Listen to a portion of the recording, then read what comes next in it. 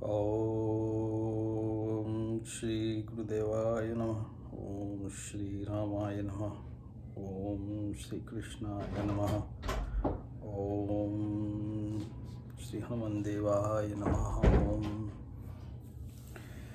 अध्याय 13 स्कंद 1 का आज हम लोग पाठ करेंगे। भागवतम अध्याय स्कंद 1 अध्याय 13 धृतराष्ट्र द्वारा ग्रह का त्याग।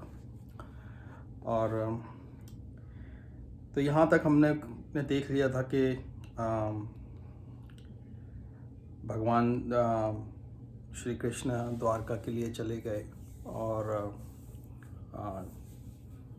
वहाँ से अब जो है धृतराष्ट्र जी जो हैं वो ग्रह का त्याग करेंगे इस वाले अध्याय में। और इससे पहले हमने अभी तक 12 अध्याय में एक संक्षेप में देखा था कि किस तरह से मुनियों ने जिज्ञासा की और उसके बाद भगवान जो हैं किस के बारे में बताया गया कि भगवान सभी अवतारों के स्रोत हैं। भगवान जो हैं वो भगवान के संबंध में कि भगवान श्री कृष्ण कौन है ये भी बताया गया। फिर नारद जी ने जो है व्यासदेव की जिज्ञासा का निराकरण किया कि उन्हें मानसिक शांति क्यों प्राप्त नहीं होती है इतने उच्च के ऋषि होने के बाद भी। तो फिर इसी कड़ी में अब हम लोग देखेंगे कि धृतराष्ट्र जी को उनके जो भाई हैं उनको समझाते हैं कि अब आपको ग्रह का त्याग कर देना चाहिए। तो भगवान श्री कृष्ण के चले जाने के बाद मतलब तो यहाँ देखते हैं अपन। सूतवाच विदुर तीर्थयात्रायां मैत्रेयात् आत्मना गतिम ज्ञात्वा आगात हस्तिनापुरम तया अपाप्त विवित्सिता। श्री सूत गोस्वामी ने कहा कि तीर्थ यात्रा करते हुए विदुर ने महर्षि मैत्रेय से आत्मा की गति का ज्ञान प्राप्त किया और फिर वे हस्तिनापुर लौट आए। वे अपेक्षा अनुसार इस विषय में पारंगत हो गए। तो ये हमको एक जानकारी तो है ही कि विदुर जी जो हैं महाभारत का युद्ध होने के पहले ही चले जाते हैं और वो तीर्थ यात्रा पे चले जाते हैं। और वो अलग अलग स्थान जितने भी तीर्थ हैं अपने भारत के उस सब तीर्थों में जाते हैं। वो प्रभास क्षेत्र में भी कर जाते हैं, द्वारका चले जाते हैं। सभी जगह अलग अलग स्थानों में भगवान महादेव के जो स्थान है, काशी हैं और दक्षिण के स्थान, वो सब जो हैं वो अलग अलग तीर्थों में जाके फिर वापस जब युद्ध समाप्त हो जाता है भगवान श्री कृष्ण भी अपने धाम को प्रस्थान कर जाते हैं। फिर उसके बाद उन्हें ये पता नहीं होता है कि युद्ध समाप्त हो चुका है। जब वो वापस आते हैं तो वो ये देखते हैं कि सब कुछ एक प्रकार से ख़त्म हो चुका है। और ख़त्म हो चुका है मतलब ऐसा नहीं है कि अर्जुन जी जो हैं और उनके जो अलग सभी बंधु लोग हैं, भाई बंधु लोग हैं, वो सब तो राज्य का अपना कार्य कर रहे होते हैं। और इस बीच में उनको पता भी चलता है कि भगवान चले गए हैं। तो ये उसी के आसपास की घटना है ये सब, जब विदुर जी आते हैं वापस। तो यावतः कृतवान प्रश्नान शत्ता कौशारव अग्रतः जाति भक्ति गोविंद तेभ्य च उपराम। विविध प्रश्न पूछने के बाद भगवान कृष्ण की दिव्य प्रेमामयी सेवा में स्थिर हो चुकने पर विदुर ने मैत्रेय मुनि से प्रश्न पूछना बंद किया। तम बंधुम आगतम दृष्टा धर्मपुत्र सह अनुजम धृतराष्ट्र युत्सु च सूत शार्दवातः पृथा गंधारी द्रौपदी ब्राह्मण सुभद्रा च उत्तरा कृपी अन्य च जामया पांडव ज्ञातः ससुता स्त्रियः। जब उन्होंने देखा कि विदुर महाराज लौट आए हैं तो महाराज युधिष्ठिर, उनके छोटे भाई धृतराष्ट्र, सात्यकी, संजय, कृपाचार्य, कुंती, गांधारी, द्रौपदी, सुभद्रा, उत्तरा, कृपि, कौरवों की पत्नियां तथा अपने अपने बच्चों के साथ स्त्रियों समेत सारे निवासी सभी अत्यंत हर्षित होकर तेजी से उनकी ओर बढ़े। ऐसा प्रतीत हुआ मानो उन्होंने दीर्घ काल के बाद अपनी चेतना प्राप्त की हो। प्रति उज्जग्मु प्रहरेषण प्राणम तन्वयि स्वागतम अभिसंगम्य विधिवत परिष्वंग अभिवादने। वे सब परम प्रसन्नता पूर्वक उनके निकट गए, मानो उनके शरीरों में फिर से प्राण का संचार हुआ। उन्होंने एक दूसरे को प्रणाम किया और गले मिलते हुए एक दूसरे का स्वागत किया। ममूचु प्रेम बाष्प ओघमम विरह उत्कंठ कातरहा राजा तम अर्हयाम चक्रे कृतासनः परिग्रहम। चिंता तथा लंबे वियोग के कारण वे सब प्रेम विवश होकर रुदन करने लगे। तब राजा युधिष्ठिर ने उनके बैठने के लिए आसन की व्यवस्था की और उनका सम्मान किया। तम भुक्तवंतम विश्रांतम आसीनम सुखम आसने प्रश्रयवनतः राजा तेषां च श्रवणताम। जब विदुर ठीक से भोजन कर चुके और पर्याप्त विश्राम कर लेने पर जब उन्होंने सुखदायक आसन पर बिठाया गया, तब राजा ने उनसे बोलना शुरू किया और सभी लोग सुनने लगे। युधिष्ठिर उवाच अपि स्मरतः नायुष्मतः पक्षपछाया समेधितान् विपद्गणात् विष अग्नि आदि मोचिता यत् समृतमातृका। महाराज युधिष्ठिर ने कहा कि हे चाचा, क्या आपको याद है कि आपने किस तरह सदा हमारी माता तथा हम सबकी समस्त प्रकार की विपत्तियों से रक्षा की है। आपके पक्षपात ने पक्षियों के समान के पंख हमें विषपान तथा अग्निदाह से बचाया है। कया वृत्त्या वृत्तितम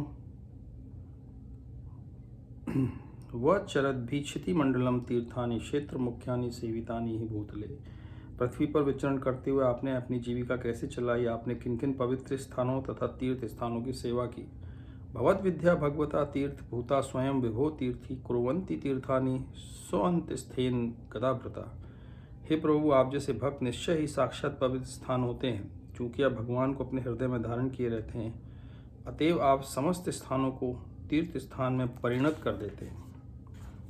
यह बहुत अच्छा है कि वो ये बोलते हैं कि आप क्योंकि भगवान को ही हृदय में रखे रहते हैं, हमेशा स्मरण करते रहते हैं, तो आप जहाँ जाते हैं वही तीर्थ स्थान हो जाता है।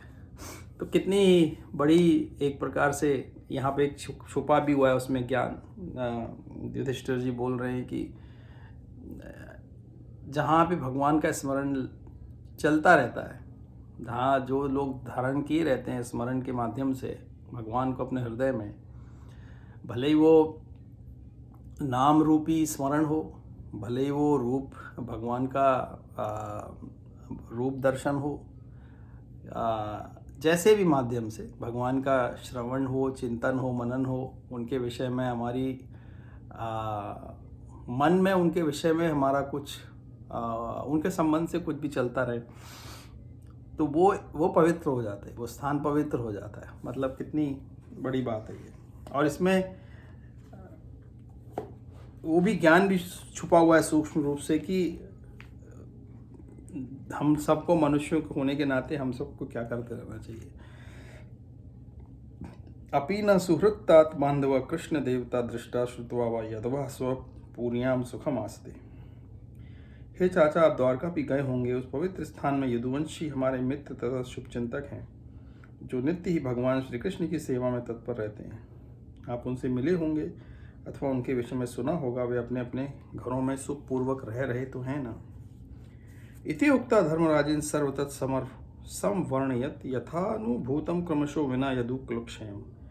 महाराज युधिष्ठिर द्वारा पूछे जाने पर महात्मा विदुष ने क्रमशः सब कुछ कह सुनाया जिसका स्वयं ने अनुभव किया था। केवल यदुवंश के विनाश की बात उन्होंने नहीं की। उन्हें पता चल चुका था, तो उन्होंने ये बात उनको बताई नहीं, क्योंकि अभी अर्जुन जब आएंगे वापस तो वो ये समाचार लेके आएंगे कि भगवान जो है अपने धाम चले गए और यदुवंशियों ने आपस में परस्पर युद्ध करके आपस में वो लोग लड़के सब खत्म हो चुके हैं। ननु अप्रियम दुर्विशहम नृणाम स्वयं उपस्थितम न आवेदियत सकुरम दुखिताम दृष्टुमुक्षम। दयावान महात्मा विदुर पांडवों को कभी भी दुखी नहीं देख सकते थे, अतएव उन्होंने इस अप्रिय तथा असह्य घटना को प्रकट नहीं होने दिया, क्योंकि आपदाएं तो अपने आप आती जाती हैं। कंचित कालम अत अवत्सित सत्कृत्य देववत सुखम भ्रातु ज्येष्ठस्य श्रेयकृत सर्वेशाम सुखम आवाहन। इस प्रकार अपने कुटुंबियों द्वारा देवतुल सम्मानित होकर महात्मा विदुर कुछ काल तक अपने बड़े भाई की मनोदशा को ठीक करने के लिए, इस प्रकार सबों को सुख देने के लिए वहां पर रहते रहे। अभिभ्रत अर्यमा दंडम यथावत अगकारीषु यावदधार शूद्रत्वं शापात् वर्षशतं यमा। मंडूक मुनि के द्वारा शापित होकर जब विदुर शूद्र का शरीर धारण किए रहे, तब तक पाप कर्म करने वालों को दंडित करने के लिए यमराज के पद पर अरियमा कार्य करते रहे। यहाँ पे विदुर जी जो है उनके बारे में एक थोड़ा सा ऐतिहासिक तथ्य बताया गया है कि विदुर जी कौन है। विदुर जी जो हैं साक्षात यमराज जी हैं, और उनको को एक शाप के कारण उनको एक शूद्र के यहाँ जन्म लेना पड़ा। और शूद्र ऐसा लिखा हुआ है यहाँ पे, लेकिन जो है वो जो मछुआरे होते हैं उनकी माता जो है वो मछुआरों के परिवार से थी, तो वो उस दृष्टि से उसको बोला गया है। लेकिन कहने का मतलब ये कि एक गरीब परिवार में अब जन्म लिया उनने एक मछुआरे के यहाँ पे, और उनके जो पिता थे वो उसका तो वृत्तांत सबको मालूम ही है कि वो किस तरह उनके बंधु हुए विदुर जी। तो महाराज यमराज जो हैं जब तक यहाँ पे रहे तब तक अरियमा नाम के जो पितृ उनने वो कार्यभार संभाला वहाँ का। तो ये यहाँ पे लिखा हुआ है कि अरियमा जो है वो यमराज जी के पद पे कार्य करते रहे जब तक यमराज जी विदुर जी का शरीर धारण करके यहाँ पे रहे तब तक। युधिष्ठिर लब्ध राजवा दृष्टा पौत्रम कुलधरम भ्रातृ भी लोकपालवे मुमुदे परियाश्रिया। अपना राज्य वापस पाकर तथा ऐसे पौत्र का जन्म देखकर जो उनके परिवार की प्रशस्त परंपरा को आगे चलाने में सक्षम था, महाराज युधिष्ठिर ने शांति पूर्वक शासन चलाया और उन छोटे भाइयों के सहयोग से जो सारे के सारे कुशल प्रशासक थे असामान्य ऐश्वर्य का भोग किया। एवं ग्रहेषु सक्तानां प्रमत्तानां तथ्य अतिक्रमत अभिज्ञात काला परम दुस्तर। जो लोग घरेलू मामलों में अत्यधिक लिप्त रहते हैं, उन्हीं के विचारों में मग्न रहते जाते हैं, उन्हें दुस्तर सनातन काल अनजाने ही धर दबोचता है। तो यहाँ पे विदुर तत् अभिप्रेत्य धृतराष्ट्रम अभाषत राजन निर्गम्यताम शीघ्रम पश्येदम भयमागतम। महात्मा विदुर ये सब जानते थे। उन्होंने धृतराष्ट्र को संबोधित करते हुए कहा, हे राजन, कृपा करके यहाँ से शीघ्र ही बाहर निकल चलिए, विलंब न कीजिए। जरा देखें तो भय ने किस प्रकार आपको वशीभूत कर रखा हुआ। अब यहाँ पे जो है, यहीं पे हम थोड़ी देर विचार करते हैं और सत्संग करेंगे कि विदुर जी वैसे वापस आने वाले नहीं थे, लेकिन धृतराष्ट्र जो है उनके बड़े भाई हैं, अंधे हैं, और उनके प्रति एक दया का भाव होने के कारण उनकी जिम्मेदारी भी होती है। जो भी प्रभु की कृपा से जिनको भी भक्ति प्राप्त हुई है या भक्ति जितनी भी कर पा रहे हैं, उन लोगों की एक जिम्मेदारी भी है कि वो अपने आसपास के अपने बच्चों को, अपने परिवारों को, अपने भाई बंधुओं को ये कोशिश करें कि हम उस चीज़ वो वस्तु उनके साथ शेयर करें जिससे उनका इस लोक और यह लोक परलोक दोनों सही हो। ऐसा नहीं है कि यह लोक सही नहीं हो, ये लोग भी सही हो। जैसे हम आपस में जानकारी को शेयर करते हैं, है ना, जिससे हम लोगों का संबंध होता है, तो वो हम क्या एक दूसरे से जानकारी को शेयर करते हैं या एक प्रकार से वो करते हैं कि उनका भी भला हो जाए। सांसारिक दृष्टि से भी हम कोशिश करते हैं ना, भले वो कोई स्टॉक मार्केट हो या कुछ भी हो, या कोई नई जॉब की वो जॉब हो या कुछ भी हो, व्यापार हो, किसी संबंधित, उसी प्रकार से। क्यों इसलिए करते हैं? क्योंकि हम उनके प्रति अपना अच्छा भाव रखते हैं और हम ये कोशिश करते हैं कि हमारा भला हो, उनका भी भला हो। इसी तरह से, लेकिन हम लोग बस सिर्फ इस जगत जन्म की तक ही सोच पाते हैं कि इस जन्म के आगे, लेकिन इस जन्म के बाद, मृत्यु के पश्चात कैसे भला हो। यहाँ तक जब तक तो शरीर स्वस्थ है, धन दौलत है, भाई बंधु अनुकूल है, बच्चे अनुकूल है, तब तक तो सब ठीक है। लेकिन ये परिस्थितियाँ बदलते ही परिस्थितियाँ तो बदलती हैं ना। अगर ये शरीर तो एक सा नहीं रहेगा, ये शरीर धीरे धीरे कमज़ोर हो जाएगा, इस शरीर को उठाना ही उठ के चलाना ही मुश्किल हो जाएगा। अनुकूल जो भाई बंधु हैं वो भी अब प्रतिकूल हो जाएंगे, वो भी अपनी अपनी समस्याओं में और उलझते चले गए समझो, या उनकी अपनी अपनी समस्याएं, तो वो ध्यान नहीं दे पाएंगे। पत्नी हो या बच्चे हो वो भी ध्यान नहीं दे पाएंगे, वो भी अपनी अपनी समस्याओं में उलझे रहेंगे। तो जैसे जैसे हम मृत्यु की तरफ पहुंचेंगे धीरे धीरे, तब हमारा ख्याल करने वाला कौन है? हम लोग इस पे विचार नहीं करते कभी ना, कि हमारा ये कौन ख्याल करेगा।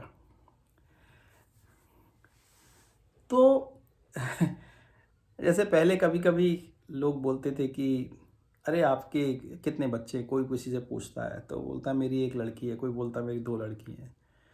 तो बोलते थे कि आपका कोई पुत्र भी होना चाहिए जिससे कि वो आपका बुढ़ापे में ख्याल रखेगा। तो जब मेरी बेटी थी, मेरा बेटा नहीं हुआ था, तो ऐसे ही लोग कभी कभी बोलते थे। तो मैं उनसे एक ही बात बोलता था कि श्री कृष्ण मेरा ख्याल रखेंगे। और ये मेरे को पूर्ण विश्वास था कि मेरा बेटा हो या ना हो, बेटी हो ना हो, बच्चे हो ना हो, कुछ फर्क नहीं पड़ता। मुझे ये पूर्ण विश्वास है कि मेरा इस जन्म में भी और आगे के आने वाले जन्मों में भी भगवान श्री कृष्ण ही ख्याल रखेंगे। और यही हमको विश्वास के साथ अपने गुरु, अपने प्रभु जो हैं उनके ऊपर ऐसा भार डाल देना चाहिए। क्योंकि रामायण में जैसे बोला है ना कि करहीं सदा सेवक पर प्रीति। जो स्वामी होते हैं उनकी अपने सेवक के प्रति नेचुरल प्रेम होता है। अपने बच्चों के, अपने मतलब बच्चे हों सेवा करें तो होगा, जो सेवा करता है उसके प्रति उसका नेचुरल, उसको उसके प्रति प्रेम होता है। तो भगवान राम जो है वो अपने, या कृष्ण जी जो है अपने सेवक के प्रति, आप अपने आप को उनका सेवक मान के, अगर हम अपने आप को उनका सेवक मान के उनके चरणों में अपने आप को डाल दें मतलब क्या, मन से ही डालना पड़ेगा ना। तो स्वतः ही हमको हमारे बुढ़ापा हो या बुढ़ापे के बाद हो, शरीर में हो या शरीर के बाद हो, हमारा ख्याल रखने वाले वही हैं। इसी भाव से हमको जीवन भी जीते रहना है और इसी भाव से हमको मृत्यु के वक्त भी यही भाव से जाना है कि अब मेरे को मेरे प्रभु इसके बाद आगे यहाँ से प्रभु अभी तक संभाला है, आगे भगवान ही संभालने वाले, मेरे गुरु ही संभालने वाले हैं, है ना। गुरु का कार्य क्या है? गुरु का कार्य सिर्फ इतना होता है कि यहाँ से उठा के उनके चरणों में डाल देते हैं। गुरु का और कोई कार्य नहीं होता है ना। गुरु उनको वहाँ डाल देते हैं उनके चरणों में, आगे भगवान अपने शरण में उनको ले लेते हैं। गुरु भी भगवान की शरण में होते हैं और उनके साथ जो लोग हैं वो भी भगवान की शरण में होते हैं। हनुमान जी जैसे हैं, है ना, हनुमान जी हमारे गुरु हैं। तो हम हनुमान जी को क्या, हनुमान जी हमको मालूम है, हनुमान जी हमारा इस जन्म में भी टेक केयर करते हैं, मृत्यु के बाद भी टेक केयर करेंगे। और कोई ये बोले कि ये दोनों अलग अलग सत्ताएं हैं, कि भगवान श्री कृष्ण कोई अलग हैं, किसी भी चीज़ से कोई अलग नहीं है। हनुमान जी भगवान श्री कृष्ण से अलग हैं, ऐसा नहीं है। भगवान जो है, कृष्ण जो है, वो देवों की भी आत्मा है ना, आत्माओं की भी आत्मा है, परम तत्व परमात्मा है वो। तो जितनी भी विभूतियाँ हैं, ये विभूतियाँ हैं भगवान की, है ना। भगवान शंकर, भगवान महादेव, गणेश जी, जितने भी हैं ये, हनुमान जी, सब के सब विभूति आत्मा है भगवान की। भगवान नहीं उनका वो रूप धारण करके बैठे हुए सब जगह पे। और भगवान अंततः कौन है, कैसे हैं, कहाँ हैं, इसके बारे में कोई जानता नहीं है। हम लोग क्या है कि हम विभूति आत्माओं को शरीर में होने के कारण उनके रूप गुण आदि उनके पास होते हैं, इसलिए हम उनको जानते हैं। दूसरे धर्म जो है, जो उसमें नहीं मानते, वो ये सोचते हैं कि भगवान जो है निराकार निर्गुण ही हो सकते हैं, तो वो निराकार निर्गुण में मानते हैं। लेकिन भगवान का कोई डिफाइन नहीं कर सकता भगवान कहाँ है, कैसे, कब है, किधर है। वो इसलिए डिफाइन नहीं कर सकते हैं क्योंकि हम लोगों की, मनुष्यों के अलावा तो और कोई जानने की कोशिश भी नहीं कर सकता। और मनुष्यों में, और ऋषियों और मनुष्यों के अलावा, मनुष्यों में भी भगवान जिसको बता दे वो कैसे है, वो जान सकते हैं। अपनी जो बुद्धि और विवेक है उससे नहीं जाना जा सकता, क्योंकि हम लोगों की बुद्धि और विवेक गुणमयी है। हम गुण से पूरी तरह से ओतप्रोत है। इसलिए हमारी बुद्धि पूरी तरह से माइक है। माया से लिप्त होने के कारण हमें वही दिखता है, दिखाया जो दिख रहा है, जो हमारी बुद्धि में माया से जो पर्दा डला हुआ है उसी हिसाब से हमारी बुद्धि देखती है। लेकिन परमात्मा का कैसा रूप है, गुण है, क्या है, ये इसके बारे में कोई कुछ बोल नहीं सकता। शास्त्र में भी जो हमारे बताया, भगवान ने जो बताया, बस उसी को हम वही जान सकता है। ये पढ़ के भी हम नहीं समझ सकते हैं, उसमें भी प्रश्न आ जाते हैं। भगवान का धाम है, वैकुंठ है, वैकुंठ में भगवान शेषनाग की शैया पे लेटे हुए हैं, लक्ष्मी जी सेवा करती हैं। इसमें भी कई लोगों के कई तरह के उसमें प्रश्न आ जाएंगे कि भगवान क्या एक ग्रस्त की तरह हैं क्या, उनने कैसे क्षीर सागर कहाँ पे है, कैसा है। इस चीज़ को भी समझना बुद्धि के परे है। अभी जैसे क्षीर सागर, ये सारा ब्रह्मांड ही क्षीर सागर है, इसी के अंदर भगवान लेटे हुए हैं, सब जगह हैं। कहीं अलग वस्तु अलग नहीं है, कहीं दूर, कहीं कुछ नहीं है, यही सागर है। ये सागर जल का सागर है, और हमको ये पता भी नहीं कि जल का सागर है। हम जल को जल समझते हैं, जल भाप भी तो बना रहता है, जल बाष्प के रूप में भी तो रहता है। जल के तत्व तो सब जगह उत्पन्न रहते हैं। तो कैसा उस ब्रह्मांड के अंदर वो जो सागर है, उस सागर के अंदर वो उस चीज़ को हम अपनी अल्प बुद्धि से समझने की कोशिश करेंगे तो उसमें गलत समझ लेंगे। इसलिए उसको ना समझते हुए भगवान को ही सिर्फ भगवान का चिंतन करने से, सिर्फ उनका लीलाओं के माध्यम से हम लोगों को ज़्यादा आसानी रहेगी। लीलाओं के माध्यम से उनके प्रति अपना भाव, प्रेम का भाव जब धीरे धीरे विकसित हो जाएगा तो स्वतः ही अपने आप ही भगवान हमको बताने लगेंगे। हमारे समय के अनुसार, प्रारब्ध कर्म के अनुसार, हमारे जो बचे जो भी कर्म है, आने वाले कर्म है, या जो भी हमारा प्रारब्ध है उसके अनुसार जो हमें भोगना है, सुख दुख, उसके अनुसार, उस समय के अनुसार भगवान हमको सब बताते चले जाएंगे। जैसे जैसे हमारी रुचि बढ़ती जाएगी वहाँ पे वैसे वैसे बताते चले जाएंगे। जब तक संसार में बुद्धि लिप्त रहेगी तब तक नहीं उसका बराबर ज्ञान हो पाएगा। तो यहाँ पे क्या है कि विदुर जी जो है युधिष्ठिर जी को, धृतराष्ट्र जी को, जो कि बहुत बूढ़े हो चुके हैं, और उनकी जो गांधारी जो उनकी पत्नी है, वो दोनों अब यहाँ पे युधिष्ठिर जी के यहाँ पे महल में ही रहते हैं। युधिष्ठिर जी हालांकि उनकी पूरी तरह से पांचों भाई उनकी देखभाल करते हैं, देख रेख करते हैं, जो भी उनकी ज़रूरतें पूरी करते हैं, लेकिन वो उनको यहाँ पे आके ये बताते हैं कि अब आप उनको यहाँ तक तुलना दे देते हैं कि आप एक प्रकार से श्वान जो होता है, आप एक पालतू जो कुत्ता होता है उसकी तरह आप रह रहे हो यहाँ पे इनके घर में। उन्हीं लोगों ने आपके भाई बंधुओं को मार दिया। वो इतनी कठिन भाषा इसलिए उसकी प्रयोग करते हैं क्योंकि वो उनको झकझोर देना चाहते हैं अंदर से कि आप अब ये सब छोड़ छाड़ के विरक्त होके भगवान के ध्यान में चले जाइए। इस तरह से यहाँ इनके यहाँ जीवन मत गुजारिए, उनको सद्गति प्राप्त हो जाए, इसके लिए वो उनको बताने के लिए वहाँ जाते हैं। इसलिए आगे इसमें ऐसी भाषा का उपयोग हुआ है। तो अभी इसमें और पढ़ते हैं हम लोग। प्रतिक्रिया न यस्य अहि कुतश्चित करिहि चित प्रभो सएष भगवान काल सर्वेशाम न समागता। इस भौतिक संसार में कोई भी व्यक्ति इस भयावह स्थिति का निराकरण नहीं कर सकता। हे स्वामी, शाश्वत काल के रूप में पूर्ण पुरुषोत्तम भगवान हम सबों के पास आ पहुँचे हैं। उन्हें यही बताया कि किस तरह से आप काल के वशीभूत हो, किस तरह से आप डरे हुए हो, और ऐसी स्थिति का कोई निराकरण नहीं कर सकता, लेकिन काल के द्वारा भगवान स्वयं हम लोगों के आसपास आ गए। और येन च एव विपन्न अयम प्राणे प्रियतमे अपि जनः सद्य वियुज्येत किमु तन्ने धन आदि भी। जो भी सर्वोपरि काल के प्रभाव में है उसे अपना सबसे प्रिय जीवन काल को अर्पित करना पड़ता है। अन्य वस्तुओं यथा धन सम्मान संतान भूमि तथा घर का तो कुछ कहना ही नहीं। पितृभ्रातृ सुहृत पुत्र हता ते विगतम वयम आत्मा च जरया ग्रस्त घर पर गेहम उपाससे। आपके पिता भाई शुभचिंतक तथा पुत्र सभी मर चुके हैं और दूर चले गए हैं। आपने स्वयं भी अपने जीवन का अधिकांश समय व्यतीत कर लिया है। अब आपके शरीर को बुढ़ापे ने आ दबोचा है और आप पराये घर में पड़े हुए हैं।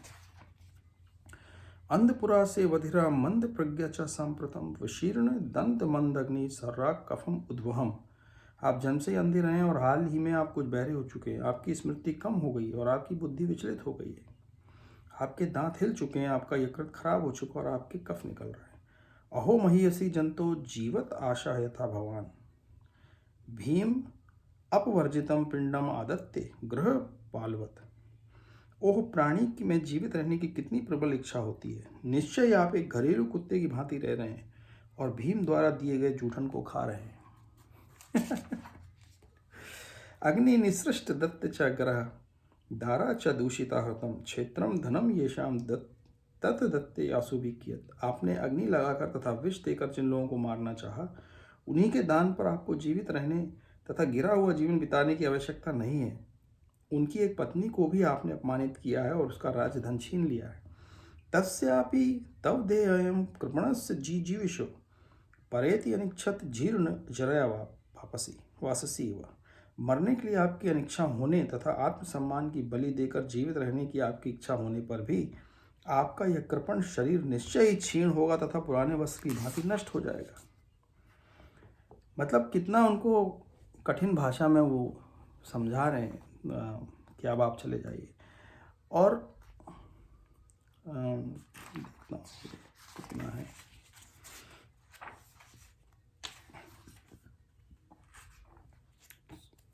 गत्स्वर्थम इमं देहम विरक्त मुक्त बंधना अविज्ञात गति जहियात स वै धीर उदाहरत। वह धीर कहलाता है जो किसी अज्ञात सुदूर स्थान को चला जाए और जब ये भौतिक शरीर व्यर्थ हो जाए तब सारे बंधनों से मुक्त होकर अपने शरीर को त्यागता है। यह सौकात परतः वा इह जात निर्वेद आत्मवान हृदय कृत्वा हरिम गेहात प्रव्रजेत सह नरोत्तमम। अपने आप से या दूसरे के समझाने से जो व्यक्ति जाग जाता है वह इस भौतिक जगत की असत्यता तथा दुखों को समझ लेता है तथा अपने हृदय के भीतर निवास करने वाले भगवान पर पूर्णतया आश्रित होकर घर त्याग देता है। वह निश्चय ही उत्तम कोटि का मनुष्य है। अपने हृदय में भगवान स्थित है इस बात को का पूर्ण रूप से विश्वास कि मेरे हृदय में भगवान का वास है और उसी पे आश्रित होके ऐसी स्थिति में चले जाना कि वही अब जैसे चलाएगा आगे। जब सारी जिम्मेदारी पूरी हो गई। आजकल के मनुष्यों के लिए तो कठिन है, आसान नहीं है कि बिल्कुल अपने आप को पूरी तरह से जो बुजुर्ग जो हो जाते हैं लोग उनके लिए भी इतना आसान नहीं है आज के समय में ये स्थिति को प्राप्त करना कि क्योंकि जब तक भक्ति प्रबल नहीं होएगी तब तक उस निश्चय पे आना कि अब जैसी हरी इच्छा उसी हिसाब से शरीर का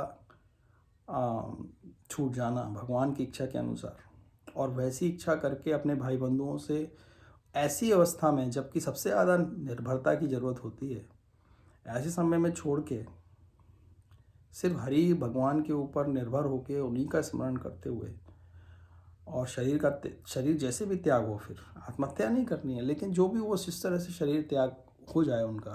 अब जब आश्रित रह जाएंगे तो कैसे भोजन चलेगा, कैसे क्या चलेगा। और वैसी अवस्था में चले जाना और भगवान का स्मरण करते हुए अपने शास्त्रों के अनुसार तो वही उत्तम गति है, उत्तम तरीका है शरीर छोड़ने का। लेकिन वो इतना आसान नहीं है, लेकिन फिर भी अब उन व्यवस्था की जा सकती है कि चलो घर में ही रहते हुए भगवान का इतना स्मरण और वो किया जाए कि अब हमें अपने भाई बंधुओं के प्रति आसक्ति कम हो जाए। अपने बच्चों के प्रति जो हमारा मोह है, शरीर से जंगल जाना तो वो तो बात की बात है, लेकिन घर को भी तो जंगल बनाया जा सकता है। घर में रहते हुए भी अपने मन से जब पूर्ण रूप से वो बंधन जो हैं, जो मोह के बंधन हैं, खासकर अपने जब हम बूढ़े हो गए ऐसे समय में, तो यही सही है। मैंने देखा है कि जब सामान्य व्यक्ति आजकल ज़्यादातर, और तब भी होते होंगे, जब बूढ़े हो जाते हैं तो वो ज़्यादा उनके बंधन मजबूत होने लगते हैं। कई पेरेंट्स तो अपने बच्चों के आसपास ही पीछे पीछे ही रहते हैं, उन्हीं के पीछे ही जाते हैं, उन्हीं के पीछे, तो उनका जो अटैचमेंट है वो बढ़ता जाता है उनके फिर नाती पोतों के प्रति, उनके बच्चों के प्रति। लेकिन सही मायने में वो ना करके पूरे समय जहाँ भी रहो, क्योंकि कहाँ रहना है, कैसे रहना है, वो तो विधि ही निश्चित करती है, लेकिन जहाँ भी रहें, बच्चों के साथ रहें या ना ही भी रहें, लेकिन मन से पूर्णतः भगवान का ध्यान करते रहने से वो जो आसक्ति है धीरे धीरे अपने आप ही ख़त्म होती है। भाई मन तो एक है। अभी मैं कृपालु जी का कहीं कुछ सुन रहा था, कृपालु जी महाराज का,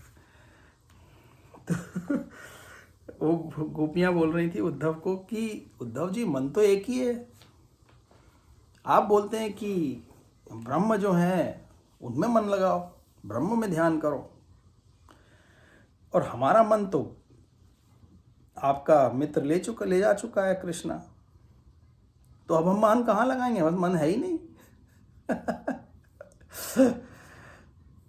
तो मन तो है ही नहीं हमारे पास। अब आप हमको बोलो हम क्या करें, हम तो कुछ करने के हाल में ही नहीं है।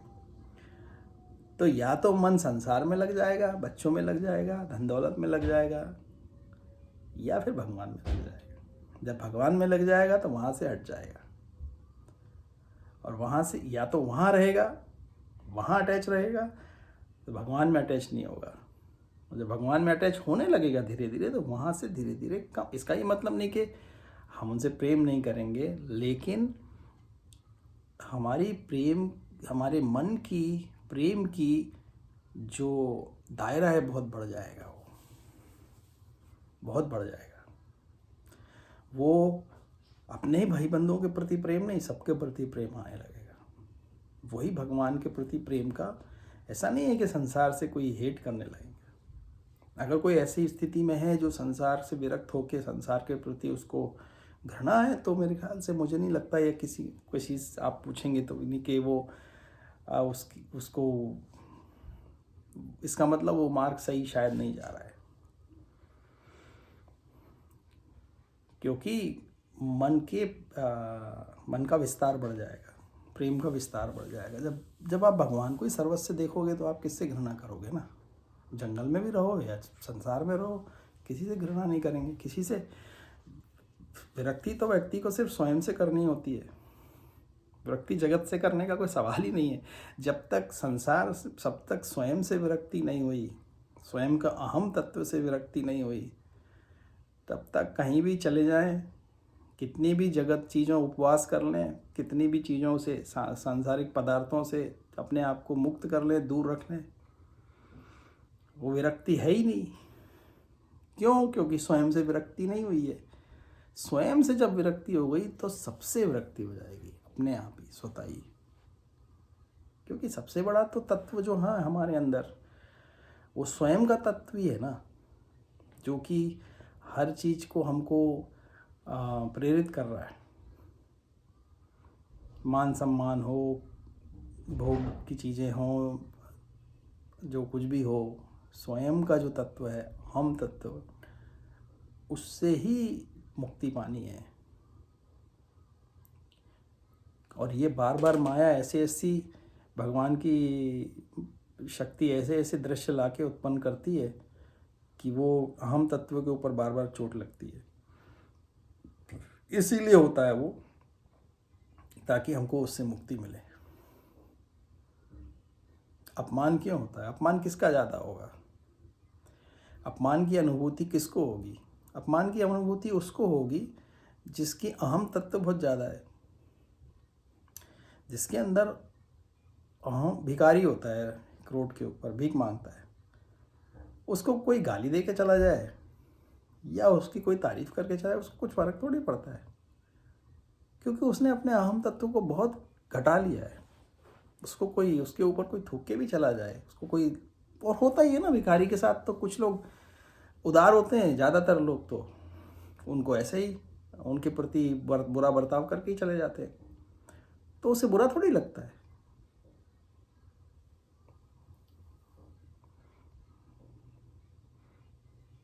मेरी आवाज़ नहीं आ रही है आपको? बंद हो गई है? मेरी आवाज़ बंद हो गई है?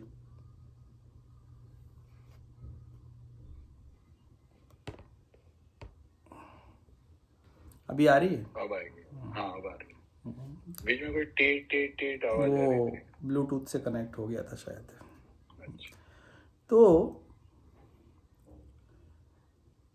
भिखारी को अगर कोई कैसे भी बर्ताव करके, चाहे बुरा बर्ताव करता रहे, उसको बुरा नहीं लगता है, क्योंकि वो अपने अहम तत्व को खो चुका होता है बहुत हद तक। तो इसलिए वो प्रसन्न रहता है। मन से वो लोग बड़े फ्री रहते हैं, मन से बड़े प्रसन्न रहते हैं। मतलब उनको कोई क्योंकि जिस मन शांति उसी को मिलती है जिसका अहम आत्म तत्व नहीं है, वो अहम तत्व है। अहम तत्व जो है वो है जो कि आत्मा तत्व की परछाई मान लो उसको, आत्म तत्व की परछाई है वो सत्य है नहीं, लेकिन सत्य जैसा प्रतीति होता है वो। और हम लोग अपने आप को उसी से ही रिलेट करते हैं। हम अपने आप को आत्मा से रिलेट नहीं करते, आत्म तत्व से। हम उसकी परछाई जो है अहम तत्व से हम उसको रिलेट करते हैं। और ये सारा जगत वही परछाई से बना हुआ है, इसलिए सत्य नहीं है, अहम तत्व से ही बना हुआ है। और मन जो है उसका क्रिएटर है। ये दोनों के बीच में, आत्मा और अहम के बीच में, ये जो मन जो है, बस यही उसके बीच की सब कड़ी है। जहाँ मन खत्म होगा वहाँ आत्म तत्व अहम तत्व में ही चला जाएगा, आत्म तत्व में ही चला जाएगा सब कुछ। और आत्म तत्व को इस जगत से के अलिप्त है, वो जगत से परे है वो, जिसका इसीलिए भक्ति करते करते मैं अपने अंदर भगवान का दास का भाव रखने में हमारे अंदर का वो भाव खत्म हो जाता। हमें ये मन में ही नहीं आता कि हम किसी से ऊंचे हैं, हम किसी से बड़े हैं। जब हम भक्ति करते हैं तो भक्ति यही तो करती है, भक्ति भगवान की कृपा तो प्राप्त कराती है, लेकिन सांसारिक रूप से भी हमको अशांति से मुक्त करती है। क्यों? क्योंकि हमको ये भाव नहीं आता कि हमें किसी का स्वामी बनना है, ये मन में आता ही नहीं है। हालांकि इस हद तक उसका वो हो जाता है। भक्त को आप कभी जो देखेंगे भगवान के, उनको कोई सम्मान भी देता है तो उनको बड़ा असुविधा सी महसूस होती है, असहज लगता है उनको कि सम्मानीय तो परमात्मा है यार, उनको सम्मान दो। हम लोग तो भक्त हैं, भगवान के दास हैं। हम लोग नौकर को कभी स्वामी का दर्जा देंगे? किसी परिवार में आप जाएं और किसी के नौकर को उसको स्वामी के गद्दी पे बिठा दो स्वामी मान के, तो वो कितना असहज महसूस करेगा। क्यों? क्योंकि वो व्यक्ति अपने आप को दास मान के ही अपने स्वामी की सेवा करता रहता है, उसके अंदर ये भाव आएगा ही नहीं। तो भगवान के जो सच्चे भक्त हैं उनको कभी भी इस इच्छा ही नहीं होती है कि कोई उनको स्वामी की ऐसी सम्मानीय दृष्टि दे, कोई ज़रूरत नहीं है उसकी, उनको महसूस ही नहीं होती ज़रूरत, क्योंकि हमें हमारा सुख उसी में मिल रहा है, भगवान के उसी भाव में मिल रहा है, भगवान की सेवा करने में ही मिल रहा है।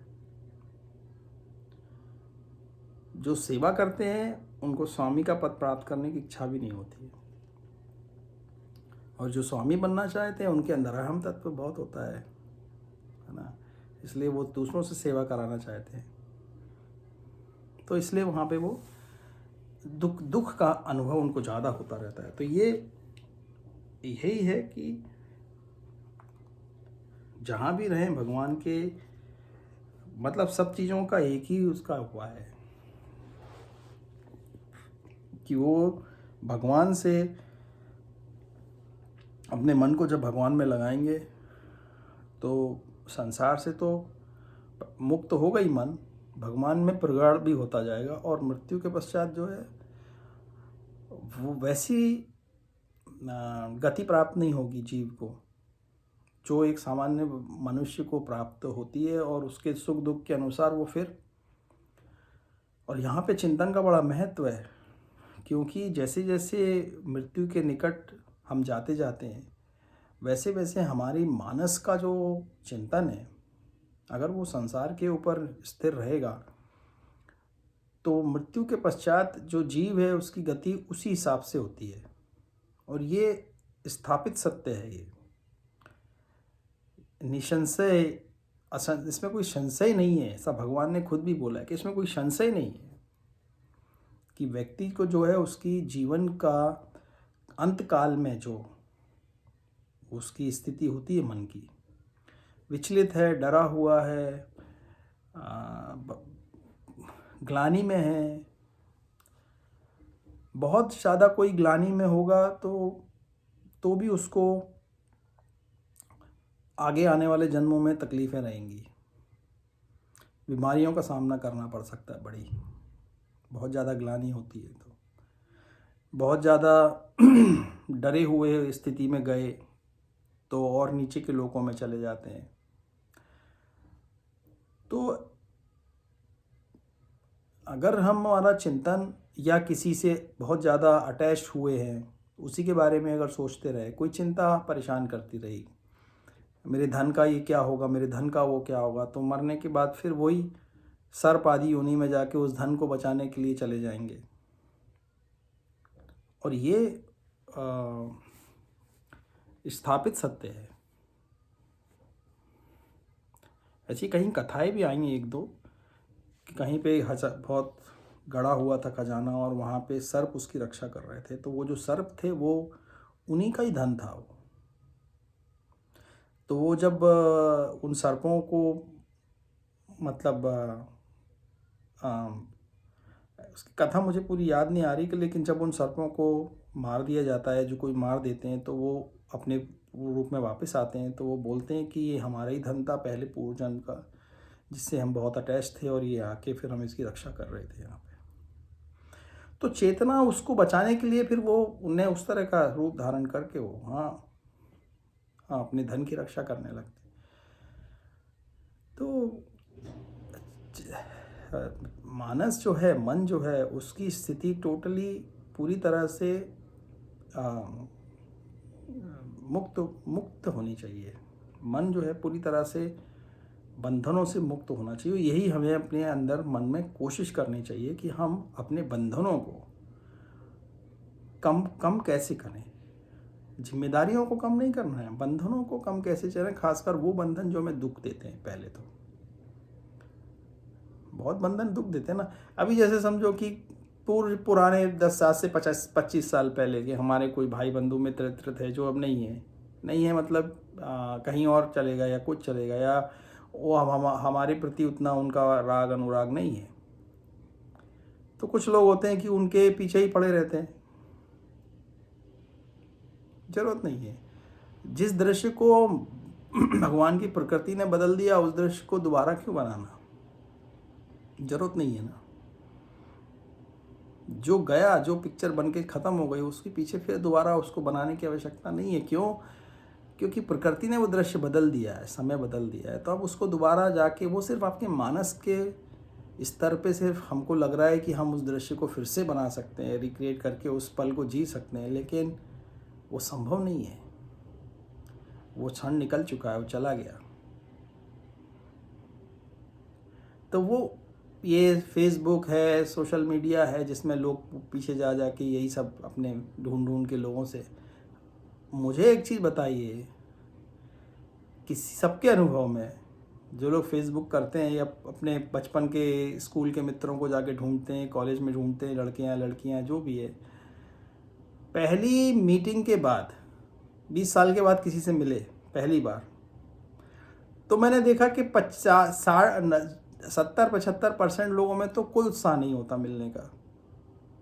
25% लोगों में जो उत्साह होता है वो पहली बार ही होता है, और फिर आपका दूसरी तीसरी बार के बाद तो फिर उत्साह ज़ीरो वैसा ही हो जाता है जैसा बाकी का 75% का था। वो सिर्फ एक मन में कहीं एक सबके मन में एक वो दृश्य जमा हुआ है 25 साल 50 साल पहला, जिसको हम जीना चाहते हैं, लेकिन जब हम उसी दृश्य उन्हीं लोगों को वापस उस दृश्य में लेके आते हैं तो वो अनुभव नहीं होता उसका, या अगर होता भी होगा तो सिर्फ बहुत थोड़े समय के लिए, और फिर वो एक बेकार की वो बन जाती है। उसका कोई लाभ नहीं है, उसका कोई लाभ नहीं है। इसीलिए ये जो सब है ना सोशल मीडिया, इसका कोई मुझे तो कोई खास लाभ नज़र नहीं आता है कि इसमें केवल ये और लाइफ को कॉम्प्लिकेट कर रहा है और कुछ नहीं है। बस इसका कोई, प्रकृति हमको वहाँ ले जा रही है जहाँ हमारी मुक्ति होगी। प्रकृति हर जीव को, प्रकृति का कार्य वो है, वो भगवान की तरफ ले जाना चाहती है, और क्योंकि हम संसार से बहुत ज़्यादा अटैच्ड हैं इसलिए हमें तकलीफ़ होती है जब वो हमें ले जाना चाहती है, अगर खींचती है उस तरफ। प्रकृति कभी भी, प्रकृति भगवान की सत्ता है, वो जीव को इस जगत से जो जकड़ा हुआ है इस जगत में, जैसे मक्खी गुड़ के ऊपर चिपकी हुई रहती है और मर जाती है वहीं पे, अगर उस मक्खी को कोई खींचना चाहे, एक चींटा होता है जो गुड़ के ऊपर, उसको वो मर जाएगा वहाँ पे, वो चिपटा हुआ है, उसको खींचो आप तो वो अपना शरीर छूट जाता है उसका, लेकिन वो छोड़ता नहीं है उसको, तो तकलीफ होती है ना उसको। इसी तरह प्रकृति जो है उसका कार्य यही है कि वो किस तरह भगवान, सभी जीवों को भगवान की तरफ ले जाए, और जो लोग सहजता से भगवान की तरफ जाते हैं प्रकृति उनको परेशानी नहीं होती है। जो सहजता से नहीं जा पाते हैं, जिनका मन सहजता से नहीं मुड़ पाता है, उनको मोड़ने की कोशिश करती है वो। ज़्यादा अहंकारी होगा तो ज़्यादा उसका अहंकार, तो ऐसी उसकी परिस्थितियाँ आएंगे का अहंकार टूटेगा। धन से बहुत ज़्यादा लगा होगा तो धन बहुत कमाएगा, लेकिन धन चला जाएगा। उसको विरक्ति की सिचुएशन लाने की कोशिश करेगी, उसका धन छूट जाएगा, जिससे उसको मौका देगी कि अपने धन के प्रति आसक्ति छोड़ो। किसी बहुत प्रियजन से बहुत ज़्यादा आप अटैच हो जाएंगे तो हो सकता है उस प्रियजन को थोड़ा सी तकलीफ होगी तो हमें भी तकलीफ होगी, तो वो हमें उस बंधन को छीन करने की कोशिश करवा रही है कि कम करो, जिससे तकलीफ कम हो और भगवान की तरफ जाओ। आप उसकी देखभाल करो, सब करो, लेकिन देखभाल नहीं कर पा रहे हैं और तकलीफ़ में। अभी तो ज़्यादातर लोगों की, जो चलो अमेरिका में प्रवासी भारतीय लोग हैं हम लोग, उनकी क्या स्थिति है, हमारे माँ बाप और हमारे जो बुज़ुर्ग लोग हैं वहाँ हैं, हम उनकी सेवा कर नहीं पाते, यहाँ बैठ के दुख झेलते हैं मानसिक रूप से, है ना। ज़्यादातर बेचारों की यही अवस्था है। यहाँ नहीं छोड़ के जा सकते, बच्चों का ख्याल रखना है, ये करना है, जीवन चलाना है, तो एक पैर उधर है एक पैर इधर है, मन आधा मन इधर है आधा मन उधर है, तो कुछ नहीं कर पाते, तो दुखी है ना। उससे अच्छा तो ये हो कि हम अपने मन को भगवान में लगाएं और भगवान से ही प्रार्थना करें कि प्रभु उनका ख्याल रखें, है ना। हम जितना रख सकते हैं हम रखेंगे, रखते हैं, लेकिन रखते हुए भी कई लोग क्या है, सिर्फ ख्याल तो रख नहीं पा रहे, बस दुखी होते रहते। उससे अच्छा ये है कि आप ख्याल नहीं रख पा रहे, वो तो सत्य है, दुखी मत हो कम से कम, है ना। भगवान में मन लगा लें, उससे दुख शांत हो जाएगा, कम हो जाएगा। और भगवान सबका टेक केयर करते हैं, भगवान किसी ना किसी माध्यम से उनको टेक केयर करते ही हैं, कर लेंगे। भगवान सब जगह सर्वत्र हैं, भगवान से प्रार्थना की जाती तो भगवान, इस संसार का क्या स्वर्ग में नर्क में सब जगह हैं भगवान। भगवान ऐसी कोई जगह ही नहीं है जहाँ पे नहीं है, तो प्रभु सब जगह टेक केयर कर सकते हैं। प्रभु क्या, प्रभु के बड़े बड़े जो विभूति आत्मा है, हनुमान जी कहीं भी टेक केयर कर सकते हैं। हनुमान जी कहीं भी जा सकते हैं। हनुमान जी से प्रार्थना की जाए तो हमारा कईयों का अनुभव है, कईयों का अनुभव है। हनुमान जी किस तरह से मदद करते हैं, किस तरह से आप बस भक्ति करें भगवान की, तो किस तरह से भगवान हनुमान जी हर प्रकार से, भले ही वो ज्ञान हो, अध्यात्म का मार्ग हो, भक्ति हो, संसार हो, हर अर्थ काम मोक्ष धर्म, ये चारों की का ख्याल रखते हैं। आपके धर्म का भी लोप नहीं होने देंगे, भक्त का धर्म का लोप नहीं होने देता भगवान, क्योंकि धर्म का लोप होने से तो और तकलीफ हो जाती है ना, तो वो भी नहीं होने देते। तो ऐसा नहीं है, मतलब कोई ये सोचे क्या मुसलमान जो लोग होते हैं या जो भगवान में के निर्गुण निराकार में मानते हैं, क्या उन लोग संपन्न नहीं होते? जगत में होते हैं ना। उनकी संपन्नता कौन देता है उनको? ऐसा तो नहीं हो सकता कि निर्गुण निराकार कोई अलग सत्ता है और साराकार जो है वो अलग सत्ता है। ऐसा तो नहीं हो सकता, क्योंकि जो निर्गुण है उसको भी, क्योंकि वो भगवान ही है, वो लोग, मैंने देखा है कई मुसलमान जब भगवान की बात आती है तो उनके लिए वो बहुत महत्वपूर्ण, बहुत इम्पोर्टेंट, बहुत संजीदा हो जाते हैं। वो लोग बहुत सीरियस हो जाते हैं उस बात को लेके, मजाक में नहीं लेते, मजाक नहीं बनाते, अपनी मूर्तियों का, भगवान के किसी रूप का मजाक नहीं बनाते। भगवान के निर्गुण निराकार की जब बात आती है तो वो लाइटली नहीं लेते, जैसे कि हिंदूज में या बहुत सारे धर्मों में लोग ले लेते हैं। उनके लिए भगवान एक मजाक का विषय भी हो जाता है। तो भक्ति वैसे भी की जाती है, भक्ति ऐसे भी की जाती है कि जब हम निर्गुण के लिए अगर हम उसको प्रार्थना कर रहे हैं, तो हम अपने मन के अंदर इतनी सीरियसनेस तो लेके आए, उसको उसकी उतनी महत्वता तो दें। तो उनकी नमाज में जो लोग वो करते हैं, उन लोग को भगवान की कृपा प्राप्त होती है ना, सबको होती है। ऐसा कोई नहीं है कि नास्तिक को भी होती है, भगवान की कृपा सबको प्राप्त होती है।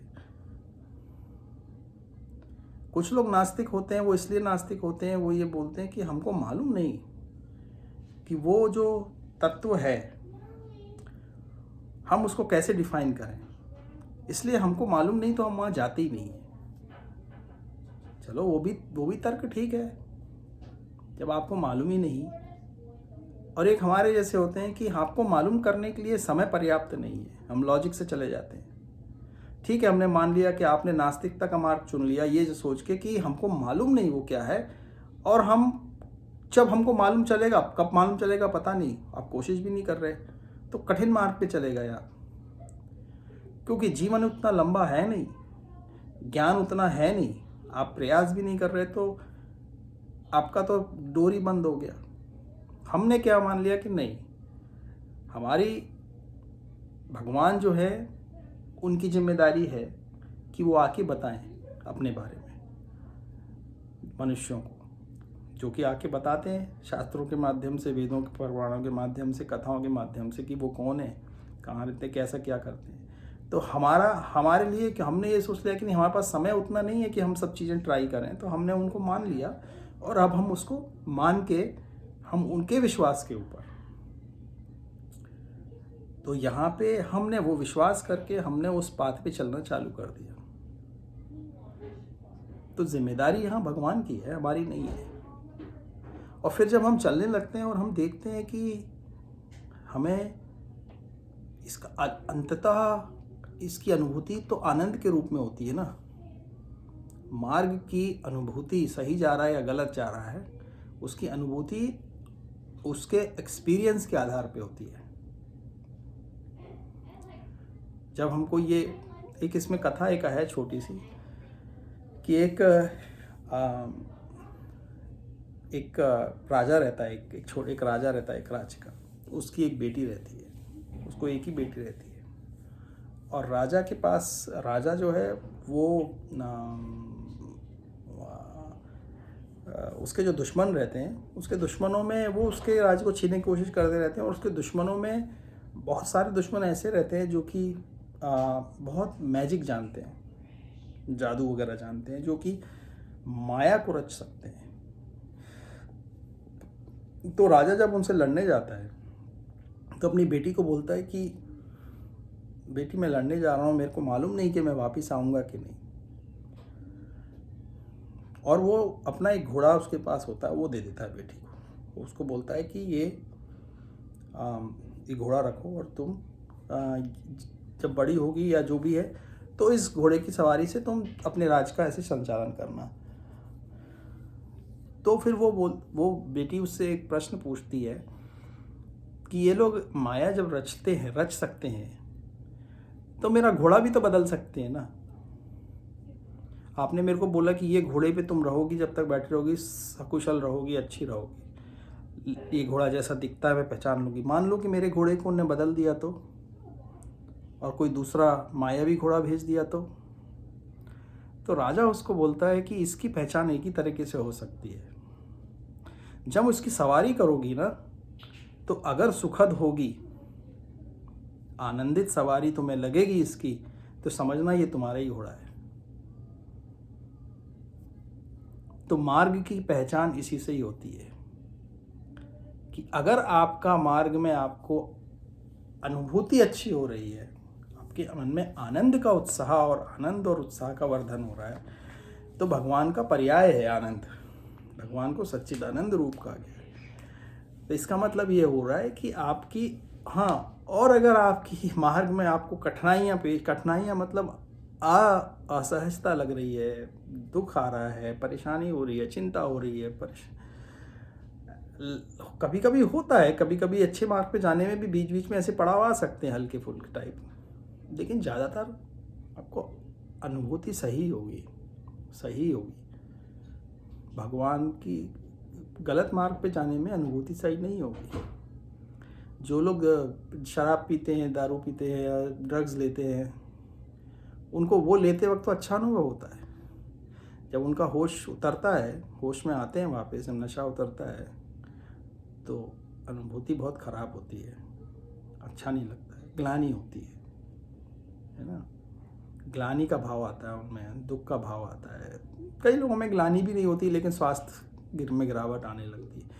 तो वही है कि क्षणिक रूप में सुख मिल सकता है शारीरिक, लेकिन मानसिक सुख नहीं मिल सकता है। अगर व्यक्ति को सही सुख मिल रहा है, तो इसका मतलब उसकी मानसिक सुख, उसको मन में शांति आने लगेगी। शांति से ही सही, शांति का जब तक रस नहीं आएगा, तब तक सुख की प्राप्ति नहीं हो सकती है, आनंद की प्राप्ति नहीं हो सकती है। जब तक संतोष नहीं आएगा, तो वही बात है कि कोई भी मार्ग पे जाएं, अगर आप कोई व्यक्ति का मन निर्गुण निराकार में है, जैसे एक दूसरे इस्लाम धर्म के लोग हैं, मान लो उनको उसी में ही है, तो क्या आपके मार्ग से आपको वो चीज़ प्राप्त हो रही है क्या? अगर घृणा प्राप्त हो रही है दूसरे धर्मों के प्रति या दूसरे लोगों के प्रति, या आप भेदभाव की दृष्टि करके किसी को ऊंचा नीचा मान के, अपने आप को ऊंचा मान के, या मन में तो घृणा आ रही है ना, मन में तो दूसरों के प्रति हेट का भाव आ रहा है, तो मार्ग गलत हो रहा है, इसका मतलब सही मार्ग नहीं हो रहा है। वो तो स्वयं के अंदर ही पता चलता है। तो ऐसे ही व्यक्ति को अपने आप पता चलेगा, बस यही उसकी पहचान है। और वो खुद ही देखेगा कि मेरे जीवन में सहजता आने लगेगी, अपने आप ही आएगी। जो कुछ आपको प्राप्त होनी है वस्तु, समय से आपसे प्रभु पर अपने आप ही प्राप्त करा देंगे। ऐसा नहीं है कि लोग ये सोचते हैं कि भगवान की भक्ति करेंगे तो दुख आएगा, या दुख में जीवन होगा, हम संसार हमारा खराब हो जाएगा। ऐसा नहीं होता है। संसार अच्छा होता है, संसार भी अच्छा होता है। भगवान की भक्ति करने से, तुलसीदास जी ने क्या लिखा है, श्री गुरु चरण सरोज रज निज मनु मुकरि सुधारी, बरनु रघुवर विमल जसु जो दायकु फल चारी।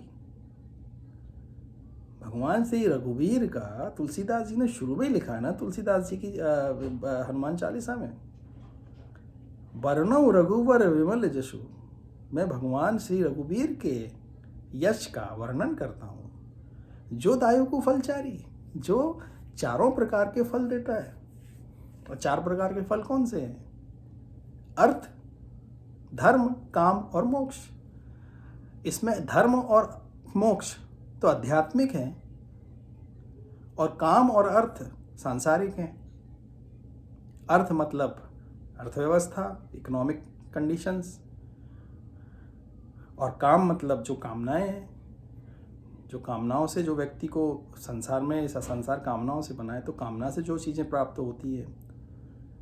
तो भगवान का यश का गान कर रहा हूँ, उनका वर्णन कर रहा हूँ, जो भगवान का यश जो कि चारों प्रकार के फल प्राप्त था। तो संसार खराब हो जाएगा ऐसा नहीं है ना, संसार खराब नहीं होगा। एक्चुअली संसार में जो आपको अर्थ और काम की प्राप्ति होनी है वो और सहजता से हो जाएगी, आपको मेहनत नहीं करनी पड़ेगी, कम मेहनत करनी पड़ेगी। कम मेहनत में प्रभु आपको ज़्यादा दे देंगे, आवश्यकता अनुसार जो भी चाहिए, और उतना दे देंगे कि साईं इतना दीजिए जामे कुटुंब समाए, मैं भी भूखा ना रहूं, साधु भूखा ना जाए। तो आप डोनेट भी कर पाओगे।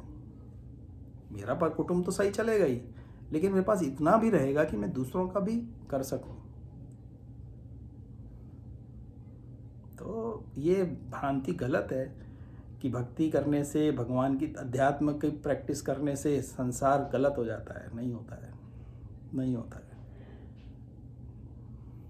क्यों?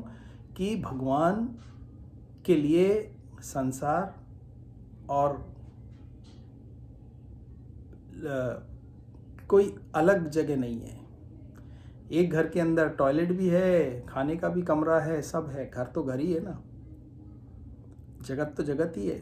भगवान के लिए ऐसा वो नहीं है,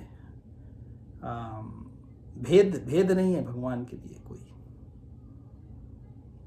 बस ये है कि हमने अपने भेद बनाए हुए हैं और हमने भेद बना के अपने लिए ही अपनी समस्याएं ज़्यादा की हुई। इनफैक्ट क्या है कि भगवान की कृपा नहीं होती है। अगर अपनी ही मेहनत पे आदमी जब करता है तो बहुत मेहनत करनी पड़ती है, उसके बाद उसको इतना सा प्राप्त होता है। आपको 20 घंटे काम करने के बाद व्यक्ति मुश्किल से घर चला पाता है, और वहीं पे जब भगवान की कृपा होती है तो वो 2-4 घंटों के अंदर ही इतना पैसा कमाता है, इतना कि उसको ना तो वहाँ परिश्रम करना होता है, और वो भगवान के मन से रूप में, ना शरीर को परिश्रम ज़्यादा करना होता है और मन से भी भगवान की भक्ति करता रहता है। तो ये भगवान की कृपा ही है। तो पर आवर रेट तो बहुत हाई हो गया ना। तो 4 घंटे में $1 लाख कमा रहा है और जो 20 घंटे में $1 लाख कमा रहा है, उसका पर आवर रेट देखो आप कितना है। तो पर आवर रेट पे ध्यान देना चाहिए ना कि तो काम वैसा ही होना चाहिए कि कम से कम में ज़्यादा से ज़्यादा, और वो संसार की दृष्टि से। और हमारे अध्यात्म में हमारा मन जब रहेगा तो हमारे मन के अंदर इतनी शक्ति है कि हम अपने हमारे सांसारिक जीवन में जो भी हमको आवश्यकता है उसके अनुसार से हम जो हमको प्राप्त करना है वो मन की मात्र इच्छा शक्ति से उसका मैनिफेस्टेशन कर सकते हैं।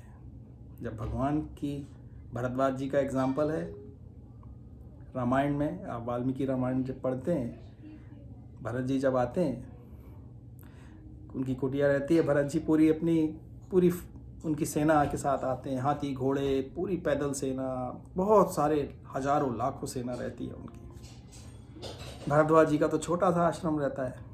भरत महाराज आते हैं उनके पास, सेना को दूर छावनी को कहीं बैठा के कि मैं जाके मिल के आता हूँ सुमंत्र जी के साथ। भरद्वाज ऋषि से आगे मिलते हैं। भरद्वाज ऋषि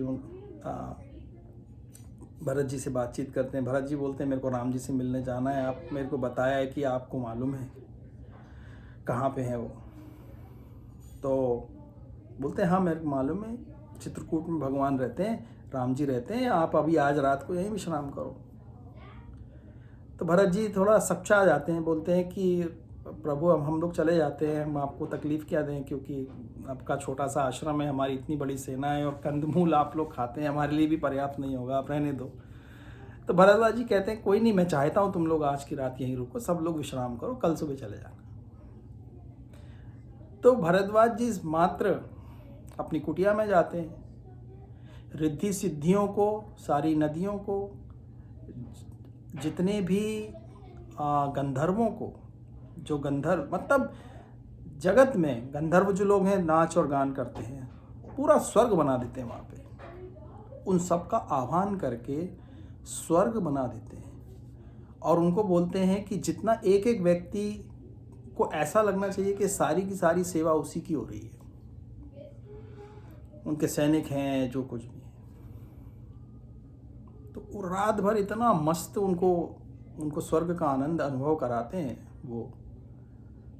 और जितने सैनिक लोग होते हैं वो तो ये बोलते हैं कि राम जी का बहुत अच्छे है, कि राम जी का फिर भी धन्यवाद करते हैं कि राम जी के कारण आज हम लोगों को स्वर्ग का आनंद का अनुभव करना पड़ रहा है, कि हम तो यहीं रहेंगे, अयोध्या भी नहीं जाएंगे, अब राम जी के पास यहीं रहेंगे, हमको तो राम जी के नाम से देखो कितनी मज़ा आ रहा है।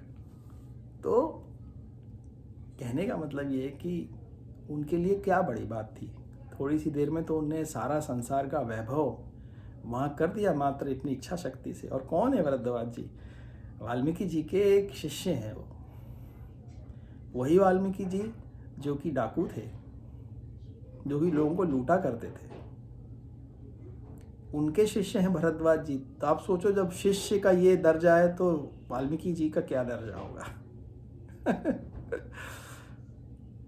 तो भगवान की कृपा कैसी है, हमको भगवान की कृपा से हमेशा ये समझ के भगवान की कृपा के ऊपर प्रसन्न होना चाहिए कि वाल्मीकि जैसे ऋषि को, वाल्मीकि जैसे व्यक्ति को भगवान ने कहाँ का कहाँ पहुँचा दिया, मात्र अपने नाम के बल पे। उल्टा नाम जपत जग जाना, वाल्मीकि भय ब्रह्म समाना।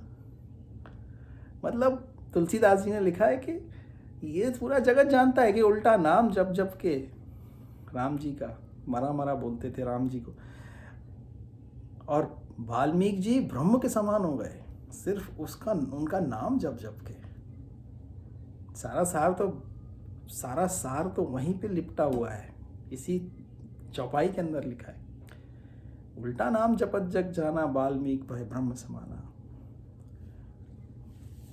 तो इससे आगे और कौन सी युक्ति है? बस यही तो युक्ति है, यही युक्ति है। मन की चंचलता को राम जी के नाम से ममता।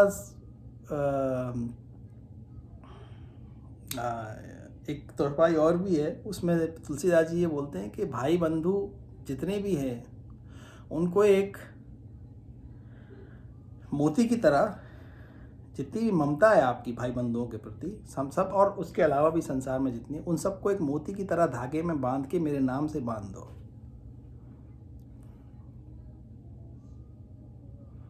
तो और राम जी के नाम से बांध दो सब, उन सबको एक मोती की तरह लपेट के। अच्छी वो हमें कोई याद नहीं आ रही है अभी। तो यही युक्ति है बस, इस युक्ति से संसार में हमारा कल्याण हो जाएगा, यहाँ भी होगा आगे भी होगा। यही इंसिस्ट करना है। भक्ति में क्या है, लोग क्यों नहीं जाना चाहते हैं, भक्ति की तरफ मन क्यों नहीं मोड़ना चाहते हैं, उसको करिकुलम क्यों नहीं बनाया गया है, पढ़ाया क्यों नहीं जा रहा है? यही कारण से कि उनको लगता है कि व्यर्थ की बात है, ये इससे कुछ होने वाला नहीं है। जबकि ये नहीं मालूम कि जब हम अध्यात्म की प्रैक्टिस करेंगे, अध्यात्म का अभ्यास करेंगे, तो संसार तो ऐसे बन जाएगा। संसार बनाने के लिए एक्स्ट्रा एफर्ट करने की क्यों? क्योंकि हमारा जो मस्तिष्क है, उस मस्तिष्क की जो पावर हमको यूज़ करनी है, अभी जो हम उस मस्तिष्क की पावर का 5% भी यूज़ नहीं कर रहे हैं, 1%, 2% इस्तेमाल कर रहे हैं, 98% तो वेस्ट हो रहा है। अध्यात्म में जाने के बाद जब हमारा ध्यान स्थिर होने लगता है, तो मस्तिष्क की समझने की पावर बहुत बढ़ जाती है। मस्तिष्क का संबंध मन से है, मन से है। मन की चंचलता के कारण मस्तिष्क की पावर क्षीण हो चुकी होती है, वो नहीं समझ पाता है।